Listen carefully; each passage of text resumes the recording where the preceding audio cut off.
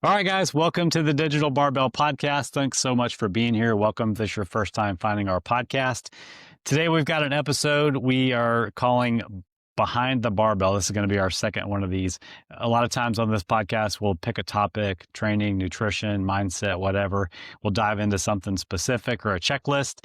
But every once in a while, we just like to kind of have an episode where we talk about what the heck is going on around here, some personal updates, what's going on in the business. And yeah, that's what we're going to do in today's episode. It only took about 30 minutes to get this episode started. We're trying out a new recording software and, technical difficulties, man. So we're sponsored today by Riverside FM. We've been using Zoom to record our podcast for a long time. We used to use Riverside, or we tried using Riverside a long time ago, but couldn't because our internet connection was so slow. But now that we've got pretty fast, reliable internet all over the place, we're going to give it another try. So thanks for sponsoring Riverside. You got any other sponsors or things you want to bring up before we dive into this Behind the Barbell episode? So. Let's just go. Okay. We thought the first thing we would talk about is just a kind of an update on our own personal training and nutrition progress over the last couple of months. Yeah, if you didn't already know, you're watching this podcast for the first time or whatever. We've been living and traveling full time in our Airstream since February 2025. So we just passed the 8-month mark and we've been all over the place, not like in the context of the entire United States, but we have been in a lot of different places. And one of the biggest challenges we have hit, and we knew this going into it, was that we're going to have to find a way to stay consistent with our workouts. We have a small truck gym with us, I guess you could call it. We have a bench, some adjustable dumbbells that go up to 52.5 pounds, some bands. What else do we have? We have the little stepper. Is there anything else we have in the truck? So that's been, our fallback plan a lot of times is to have that equipment with us. And we've tried as much as we can to join gyms in the different cities that we've been in, whether that's like a community center, which we've learned are great places to work out, and so many cities have them. And then we have a membership to the YMCA that we got in Austin, but is good all over the country. Starting in the summer, I think, is when we joined that one to join the YMCA. And that's really been, I think, helped us stay more consistent with barbell training than we have in the first part of our travels, in the first 4 to 5 months, I would say. In these last several months, just having access to and most YMCAs have a nationwide partnership where you're I'm a member of the Austin area YMCA. They're okay, cool. And they can take you through a login. We've been going to the same one in Boise. The people know us at the front desk, but they're great places, especially for kids. They're very secure.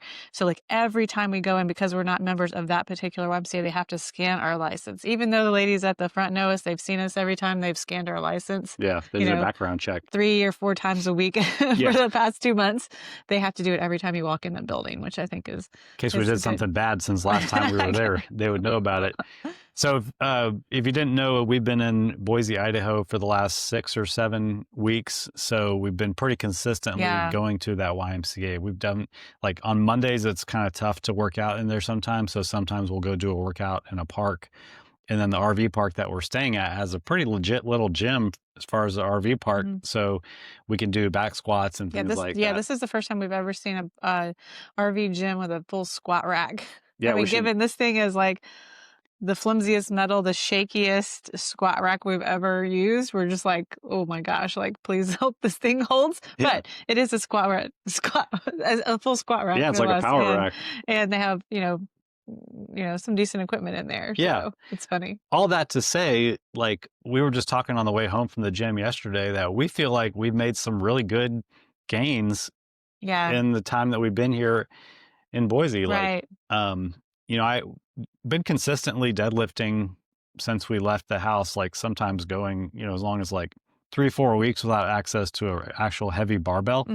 But I was feeling spicy last week as I was warming up for deadlifts.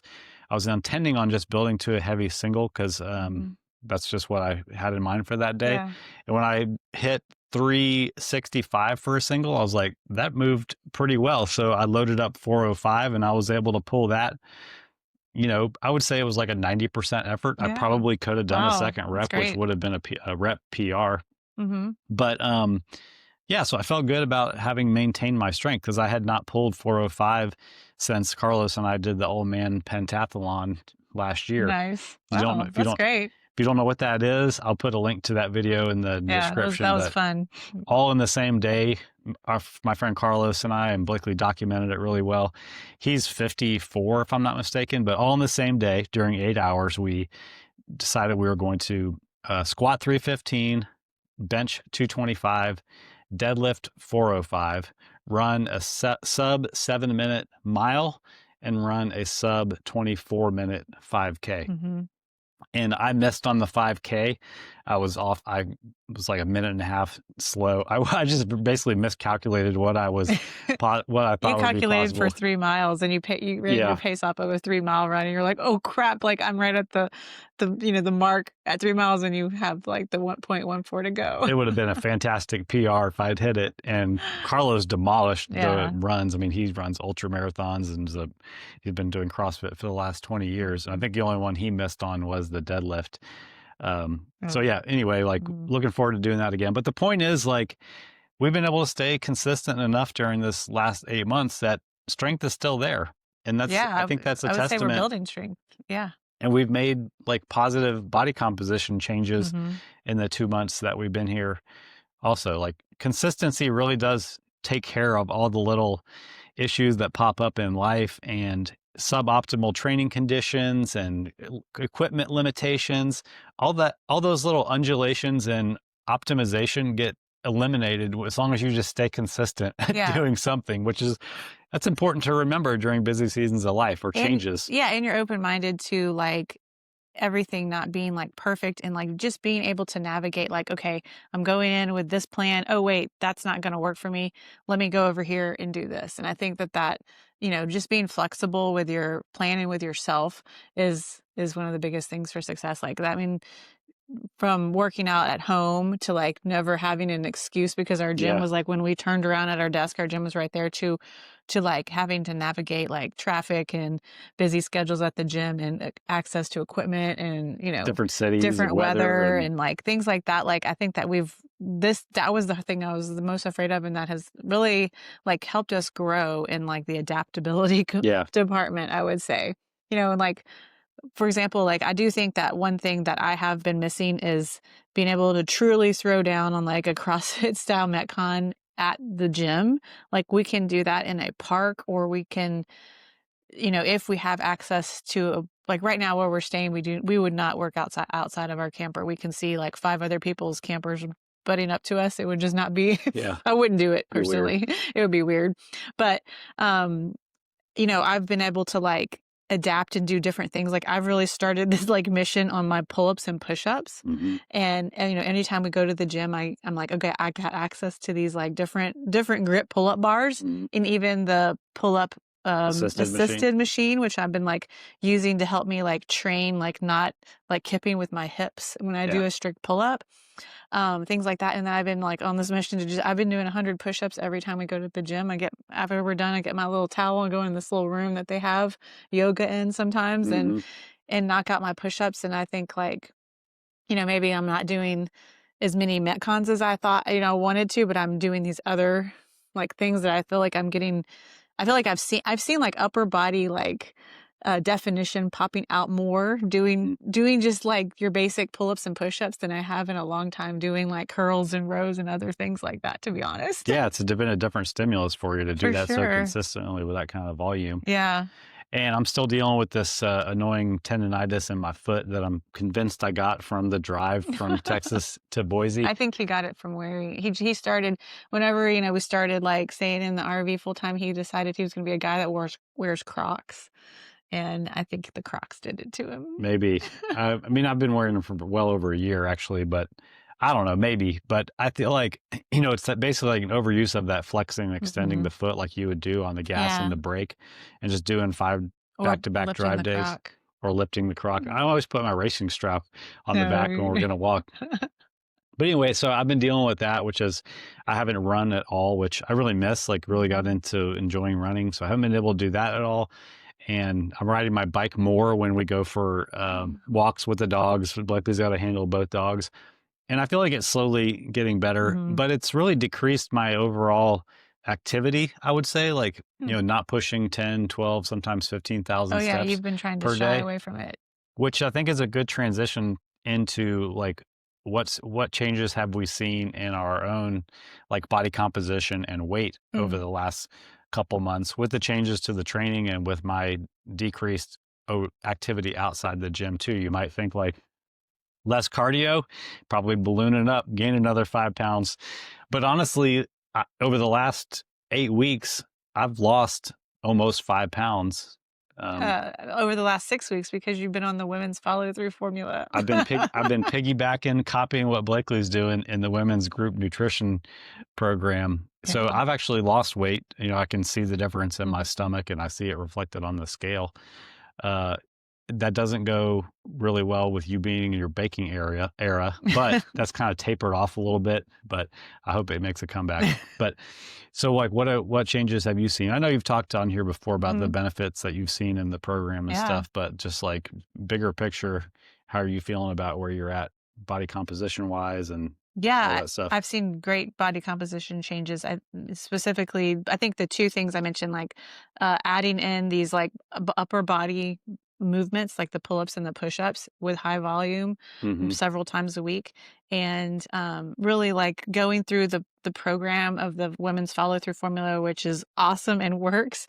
And like I've dropped several pounds on average throughout the last 6 weeks. We have 2 more weeks to go in this program, and I've talked before, the main thing that it's helped me do is learn how to make bigger meals so that I eat a meal, I eat my breakfast, lunch, or dinner, whatever, and I'm full, and I don't like have to graze and snack and like consume calories like snack bars and things. I really used to rely on snack bars. Like we have a running joke for years that I don't leave the house without a snack, and I leave the house without a snack all the time now. I don't even think about grabbing a snack because I know, okay, I just ate and I won't have to eat again for several hours. And that's honestly, it's been so freeing to like feel like I'm not like just like waiting for my next like meal or snack. And the standard procedure for most people who struggle is to eat a small meal or skip a meal altogether, leave the house without a snack, and then that's how you end up at the drive-through or running into a gas station and getting a candy bar. Yeah, I mean, like we were making a little video this morning about how to make the smoothie that we have every morning,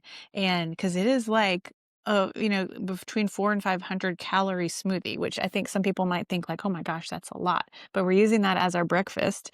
And, think about if you eat 3 meals a day and you eat 500 calorie meals, that's 1,500 calories. And then you add in the other things you eat. If you're trying to stay, around like that 1,800 to 2,000 or so calories, that's the perfect way to do it is get these like big, 4, anywhere between like 400 and 700 calorie meals, depending on how many calories you want to eat during the day, bulk those things up, and then not have to rely on snacks so much, or not even be like thinking about snacks, because like I was a huge snacker and I really don't even think about it now. Yeah. Like the way that all these weight loss drugs work is by interrupting the brain stuff that's going on, the food noise, the constantly thinking about food. And you saying that just made me think that, hunger and routine are probably the two things that make people overeat. I think snacks. Routine is such a huge one. Routine for me has been the biggest culprit in like why I have eaten what I've eaten in the past, like why I would eat a certain snack at a certain time of day. Like there's been phases where I was like perfect bars at 10:30, like that was my go-to, and like it doesn't matter if I was hungry or not, 10:30 hit and my brain was like perfect bar at 10:30. That's 340 calories that I probably wasn't even sometimes hungry for, but it was a pattern and a routine that I had established. So like you can, I would say, just kind of duplicate some of the effects of these medications by interrupting the routine that's driving you to eat when you're not hungry, and to interrupt your hunger signals that are making you overeat calories and snacks during the day by eating bigger meals. You're not thinking about food all the time because you truly are satisfied. Bigger meals that include enough fiber and protein, I would say. Like that's the key, is like making sure. And then when I do like some in the afternoons, sometimes if there's a long time between lunch and we're going to have dinner, I will have like an apple and a cheese stick. And I found that that's like a fantastic snack to have, full of fiber, fills me up. Fiber, a little bit of protein, a little bit of fat, enough to hold you over. And you and Haley are going to record a podcast episode talking more about the follow-through formula, kind of as like a precursor to a potential release of it at the beginning of the year again. So if you're interested, ladies, in knowing more about this 8-week nutrition program that's designed to help you get results while you're in the program, but not in a way where you have to track every calorie that you eat. Right. And to leave you with what we think should be your forever nutrition plan when you're done. So you're just done with diets. You understand how to eat. Yeah, we're going into not only like the education behind nutrition, but also the mindset side, and discussing like struggles and things like that, and overcoming things, and also sharing tons of like fun recipes and ideas and things like that. Yeah, it's a community-based group coaching thing. Okay, I think that's a good wrap up on our own training and nutrition. We got approached by a company called First Form. They make supplements. Somebody that works for First Form reached out to, or started following us on Instagram a couple of years ago, and we've just remained friendly. And then after a couple of years, he's like, hey, like, let's jump on a call and I just want to learn more about your business and see if you would be a good fit to work with us. So we talked to this guy, Samuel, and I mean, he was excited about our business. He's a fellow Christian. We just have a lot of values that align. He's like, let me send you some supplements, because he knows, he sees how we talk about supplements in our social media. Like, we're not huge fans of supplements. We use the ones that we use protein powder, and he uses creatine and pre-workout and stuff like that. Right. Anyway, we talked on the phone, and he sent us out a bunch of their supplements, like a vegan protein powder, a pre-workout, a carb powder, a whey protein that is more like a fruity drink than a protein it's called shake. Clear Protein. And we've been really liking the supplements. Like, there's nothing in here that we think is like a biohack or something you have to take to be healthy, but these are things that we rely on anyway. And the company is all about like clean ingredients, which I appreciate. Right. I have specifically like never heard of a Clear Protein before, and the idea of that, like, it's a great idea. Like, for like how we've been living, especially like this, where we're like, in here in the morning and then out running around during the day, it's like this protein powder that you can just mix into water, and you drink it like you're drinking like a fruit drink. Like, I think it tastes like watermelon. Yeah. Tastes great. You're getting 90 calories. You're getting a good 20 grams of protein. So it's something that you can like take with you. It's not like having to be refrigerated, and you can drink it like after the gym or before the gym or something like that.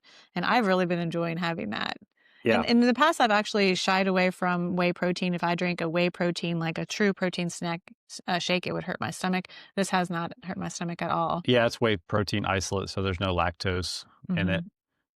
So we're not saying this to say like we're sponsored by this company, or we even have like a discount code for you to use or anything at that point. Just that it's something that we're thinking about. And if it turns out that we end up working with them and we continue to recommend their products, then we'll let you know in the future. So nothing else to know about that. All right. What's next? Men's Built. Okay, so we're going to do something new, and I'm super excited about it. Blakely wrote a 12-week strength program way back in 2021, if I'm not mistaken. We lived in Idaho before. And I mean, it's just an awesome program. Dozens of people have gone through this program, built so much strength. And we did it ourselves. We did it. I mean, there's nobody who's gone through this program that isn't just like, that was awesome. There's actually like, it was so popular back like when we first launched it. I had to go like built 1 through 5. Like I had 5 12-week versions of this program, because people were like, I don't want to stop doing this program. So we haven't released it in a long time. We've been focusing more on the full body fitness type programs, or the beginner strength program, that kind of stuff. And I've decided to take on 5 men and lead them through this 12-week program. We're going to start it on November 5th, which is the Monday after Halloween. Like I said, it's 12 weeks. It's 3 workouts per week. This is a dedicated strength program. There's no burpees or anything like that. But I wanted to bring more to it than just, here's your workouts and I'm going to coach you through the program. I wanted to bring in, some mindset stuff, some faith type stuff, some stuff that overcomes the things that really make getting in shape challenging. And now, like I said, I'm limiting it to 5 men as of recording this on Wednesday. What is the date today? 22nd. The 22nd. 3 spots are already gone. Somebody else has some questions. But I thought I would just read to you the email that I sent out about it to tell you why I'm doing this. So I said, I'm looking for 5 men who are tired of feeling stuck physically, mentally, and spiritually, and are ready to rebuild their strength from the ground up. And this is a true story. All through my 20s and most of my 30s, I was weak, not just physically, but mentally. The idea of doing hard things? Yeah, right. Over the last 10 years, I've transformed in both areas. Now I want to take 5 men under my wing who are ready for that same kind of change. Starting on November 3rd, we'll embark on a 12-week journey of strength and personal growth. I'll be coaching you through our dedicated barbell strength program, Digital Barbell Built. This isn't just another workout program. It's a brotherhood built on discipline, faith, and growth inside and outside the gym. For 12 weeks, you'll follow 3 workouts per week designed to build full body strength in an athletic, capable physique. Yes, there will be physical changes beyond the strength too. You'll squat, deadlift, press, and perform accessory movements that will challenge and change you. By the end of 12 weeks, you won't just be lifting more weight, you'll carry yourself differently. You'll move through your day with more confidence, clarity, and strength. I'll personally review every workout to make sure your form, progress, and mindset are dialed in. To join, you do need to have at least 1 year of barbell experience under your belt. If you're one of the 5 men to join, I have more in store for you. You'll be added to a private WhatsApp group with me and the other members, and this will be the space where we'll tackle the mental side of growth. How do we become the best versions of ourselves for our families? How do we grow in faith, break free from worry, and keep more promises to ourselves? How can physical strength transform your confidence and quality of life? So, like I said, this is going to be more than just getting workouts. The cost for all 3 months is $447. And like I said, you need to have barbell experience to join this program. And access to barbells throughout the program. Yes, you don't consistently. You don't necessarily have to have access to a full Globo gym. There will be options for exercises that use cable machines and things like that. But this is going to be awesome. By the time this comes out, I hope all spots are gone, but if there are any available, I hope somebody listening to this takes the opportunity. There's no sales page for this or anything like this. You'll just have to email me, jonathan@digitalbarbell.com, and I'll put my email address in the description below. All right. Do you want to talk about this next thing here? We've just been talking a lot about like the best way we can help people and what are the real challenges with health and fitness. And it's like kind of what I just alluded to in the thing that I'm trying to do with Built. Yes, we need to give people the workouts, the coaching that makes sure they're moving right and taking advantage of progressive overload and getting stronger in that stuff. But it really is like more than that it takes to get in shape. And this quote that I came up with is that fitness belongs to the problem solvers, not to the excuse makers. Because if there's one thing that unites all humankind, well, there's 2 things. Everybody thinks they're a better than average driver. That's number 1, which just can't be true. And number 2 is we all are going to face challenges on the daily, weekly, monthly, yearly basis. And if we want to get better, if we want to get in shape, we want to be healthy, strong, capable for our families and everything, we just have to acknowledge that's going to be the case. We're going to face these challenges, and we have to look at ourselves as a problem solver. What am I going to do when these hiccups in life come up to try my best to work around them instead of pulling the ripcord on the easy thing, which is just to make an excuse for why you're not going to do it. If I look at our most successful clients, they're the people who communicate with us to help us solve these problems, build the skill set for themselves to solve these problems, so that even when they're not working with us anymore, they go on and are like, oh, I know what to do when I go on vacation. I know what the minimum effective dose of staying active and doing some movement and getting a workout in, that's going to keep me from feeling like a slob when I come back and like never have the ability to get back on track.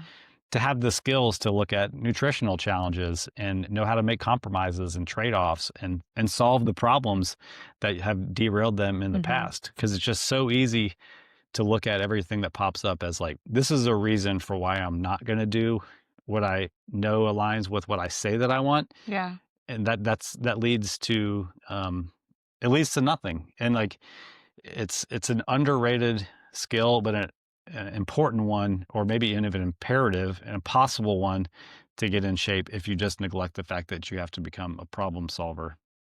Mm-hmm. And the good news about this is, like we've said on this podcast many times, is this is a skill that, like anything else in your life, you get better at with practice. And if you practice becoming a problem solver, you'll have the skill set to do it, and you'll just automatically know what to do in certain situations that just keep kind of coming up all the time. And you aren't practicing the skill of taking the easy route, because that will get easier over time also, and you already know where that's going to lead you to. Yeah. What? You just like, you didn't say a word. Listening. I just ranted that whole thing. You didn't say a word. Anyway, that's just something we've been talking a lot about lately. With a, with a kind heart, like not like in a, like, you need to get, whatever. Right. Like, Yeah, you know what I'm saying? Like, yes.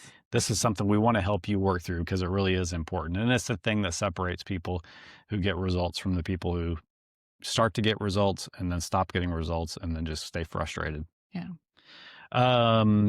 We're recording this, like I said, at the almost the end of October, and we're like booked out. I feel good. Like, we know where we're going from here. Yeah, you do feel good about it? Yeah. I mean, we leave here in less than a week. Yeah. We're going to head south, go check out some stuff in southern Utah that we've never seen before.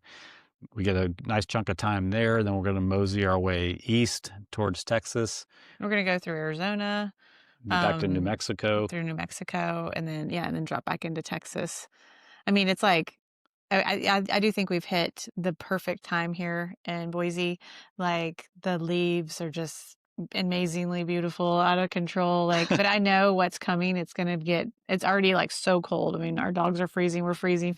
Like, it's so cold, and it's not even cold. Like, it's going to get so cold, and it gets wet here in the winter because, it's at like, I think it's like a 3,200 feet of elevation. So it's like the mountains get the snow. Boise gets more rain than snow during the winter. And like, that's just not an environment we want to be in the camper. So, I think we hit it at the right time to see the leaves and to see have the beautiful weather, like the super crisp mornings and the nice, like 60-degree afternoons. Yeah. But not the wetness of winter and not the bitter chill of winter. And you never know what you're going to get this time of year in Texas. And there's definitely been Thanksgivings and Christmas where I'm wearing shorts and a t-shirt. So, but for our circumstances now, for being in here, it's a better, a better circumstance to be in than to be freezing. And we want to go back and see our family and everything. Yeah. So that's a big reason why we're going back. But yes, we've definitely like settled into a routine here, but it'll be good to be back and to smell that Texas Hill Country air again. Jonathan's like, as soon as you get a whiff of that Texas Hill Country air in your nose, you're going to be like, Boise, what? You're going to forget about those fall leaves, those cool temperatures. Yeah. Beyond December, we don't know. What are we doing then? We don't know. We don't know. Stay tuned. We've talked about a lot of different scenarios.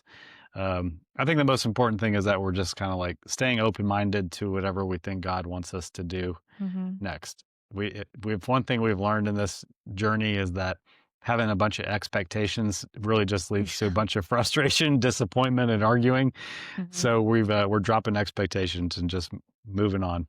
Yeah, we're going to try a little bit of different method, like the method like we did here of like book a place and just stay for a month at a time is a good affordable way to go about it. And you get to like really, dive into the city and everything like that.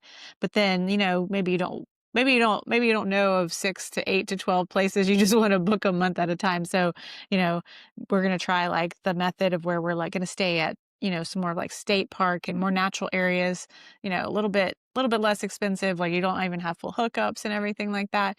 But that way we'll be able to just like more bounce around for like weeks at a time and see different things and see different people versus just like plant ourselves once we get back into the Texas Hill Country in like the same place. I bet that's a lot of the reason why people end up doing this lifestyle for multiple years in a row, because they do find a place that they liked being at for a month, or maybe they only booked a week or two the first time that they were there. And then they start thinking, that would be a good place to be during X time of year. Yeah. But that won't come around for another year. Right. So maybe I need to do another year so I can kind of cherry pick where I want to be in all these different places. And now I know that I like this place and I can commit to staying longer.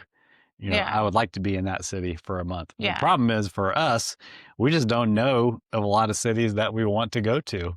It's not our strong sight suit. unseen and like book a place for a month. I mean, here we did that. We gambled. We booked 2 months in advance. We knew we wanted to be near Boise, Idaho, but we never had been to this specific place. Yeah. And so I think that, that was a big risk, but it ended up to be fine. Yeah. All right. Hope you guys enjoyed this episode of Behind the Barbell. If you want to jump in on the offer to work with me on our strength program, Digital Barbell Built, send me an email at jonathan@digitalbarbell.com, and we'll go from there. If you want to work one-on-one with Blakely or I through your own custom workout program, I'll put a link to apply for coaching or Haley. I'll put a link to apply for coaching with us directly in the show notes also. All right. Catch you guys next time.